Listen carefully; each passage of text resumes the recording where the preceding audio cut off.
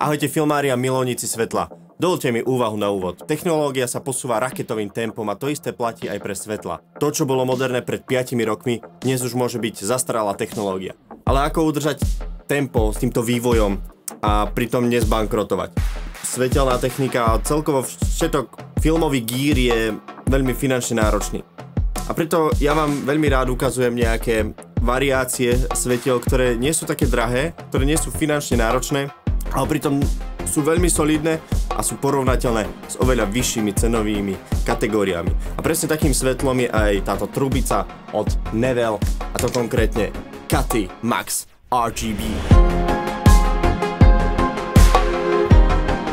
Každý chce vidieť, ako toto svetlo svieti, takže hneď tu v úvode som si pre vás pripravil pár svetelných ukážok, kde používam len tieto trubice.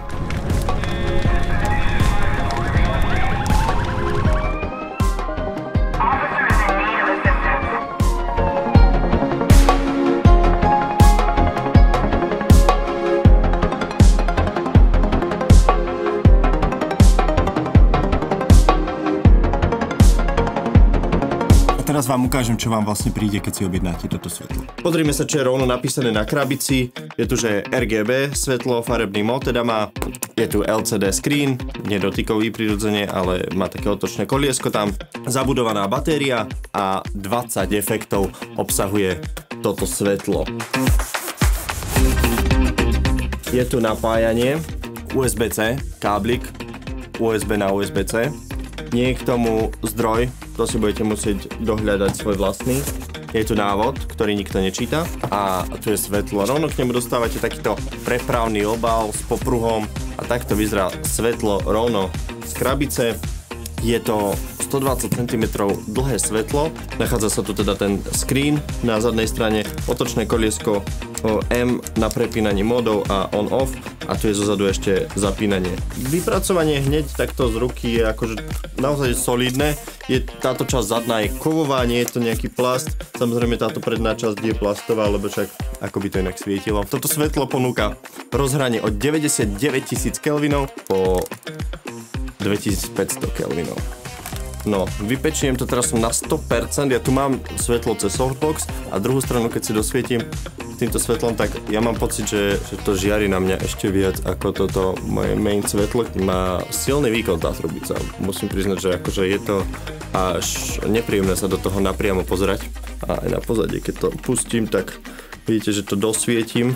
Zozadu taký backlight chcem spraviť, ktorý tu síce máme spravený, ale ho ešte takto boostnem. No, je to teda dosť akože výkonný svetelný meč. Môžete natáčať aj Star Wars. Ak sa nebojíte, že to pri natáčaní rozbijete. Ďalej, RGB mod, štandardný 360 stupňový hue, kde si vieme meniť od červenej cez zelenú, modrú a fialovú. Všetky odtieníky sú tu v celom color wheele, ako by sa dalo povedať. Potom mám, že saturation, čiže viem si intenzitu tej modrej ešte nastavovať. To je super, že tu je táto saturácia a samozrejme ešte viete intenzitu tej modrej od 0 po 100 zase. A potom tu máme posledné poličko efektov, ktoré sú tu, že flash prvý, flash fast, rýchly blesk, TV screen, simulácia televízie, veľmi šikovná vec, keď presne máte niekoho, kto pozerá telku a mu to tak pulzuje jemne na tú tvár. Candle, jo, že tu máme nejakú sviečočku, ešte taký pulzujúci efekt. Tuto mám efekt police, ambulanciu, fire truck, ok, je ich tu proste 20, som tuším čítal na krabici. Ja musím povedať, že tie efekty sa naozaj využívajú, ja to využívam veľmi, veľmi sporadicky. Je to fajn mať túto možnosť, ale zase úplne by som sa toho nedržal, že potrebujem svetlo s efektami, lebo bez nich sa nepohnem. Má 120 cm táto trubica a pozrite, ona svieti v podstate od začiatku po koniec, nemá tu nejaký nástavec ďalší. Tie nižšie majú túto takú čiernu časť, ktorá mňa vyrušuje, mne sa páči, keď to svetlo, tá trubica svieti od začiatku po koniec. Z obidvoch strán je možnosť našroubovať statívček, ja tu taký mám, to nie je súčasť balenia, Čiže si to našrobujete, položíte si toto svetielko a môžete ho mať takto vertikálne, čo je výborná vec presne na nejaké talk show, by som povedal, alebo podcasty, hej, videopodcasty, kde máte rozhovor a v pozadí chcete to pozadie nejako obzvláštniť a super je použiť Practical Light, vlastne svetlo v obraze, ako toto. Je to oválna trubica a neviem, ako je na tom s príslušenstvom Nevel, až tak som to nekúkal, ale viem, že Nanlite vyrába kopec príslušenstva na tieto trubice, a ktoré fungujú a ktoré sa dajú použiť. Napríklad ja tu mám, tento klb je od Nanliteu, ktorý to má výborne vyriešené, vravím, hlavné je, čo vám chcem vlastne povedať, že funguje to do toho nástavca, čiže ten rozmer je rovnaký, čiže to príslušenstvo by vám malo aj z trubic od iných značiek sedieť.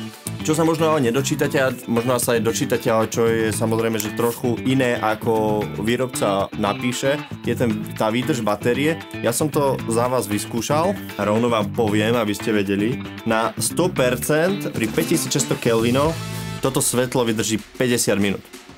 A pri 1% na 5600 Kelvinov vydrží 5 hodín a 45 minút. Keď to chcete použiť v obraze, tak to 1% vám akože absolútne giganticky stačí. Až by som povedal, že ho veľa. Pri tom plnom výkone, keď ste v exteriéri a chcete točiť, tak neviem, či tých 50 minút nie je trochu málo. Medzi výhody patrí kovové telo, možnosť napájania z batérie, výkon, keď som to zapol, tak akože že fakt na tých 100%, ale tak má to 120 cm, čo je ďalšia výhoda, lebo tie trubice sú väčšinou metrové, čo sme niekde, hej, že tu. Dostanete fakt, že veľa. Jasné, niektoré veci tam chýbajú, ale ešte, aby som sa vrátil k tým výhodám, tak akože tá cena je masívna výhoda. No ale keby som plynulo prešiel na tie nevýhody, ktoré ja možno vidím v tomto svetle, nemá aplikáciu. Druhá nevýhoda je, že keď to dáte na napájanie a je trubica vybitá, tak vám pôjde svietiť len na 1%. Teraz som si popri testovaní týchto svetiel ešte všimol jednu vec, ktorá by vám mohla spôsobiť vrásky na tvári, tak hneď vám to hovorím, aby ste nepovedali, že ale toto nám Robo nepovedal v tom videu. Keď je to svetlo úplne dotla, tak vám nepôjde dobre ani na tom 1%. Proste treba ho trochu dobiť a vtedy funguje. Každopádne, aj keď je tá trubica nabitá a dáte ju na napájanie, tak viete s ňou najviac svietiť na 60%. Nejde to na 100%. A možno taká bodka na záver, že pre koho sú tieto trubice vôbec určené. Sú určené pre všetkých, ktorí chcú tie svetla používať napríklad v pozadí, napríklad na nejaké podcasty alebo niečo také, keď sa to aj točí a chcú by mať nejaké efektné svetlo v pozadí, tak presne na to je. Zapnúť, nechať tak a hodinu sa rozprávať. Áno, niekomu môže chýbať tá aplikácia, ale pri tom, aký to má veľký výkon a efekty a RGB mód, si myslím, že sa tieto trubice uživia aj v profesionálnej produkcii.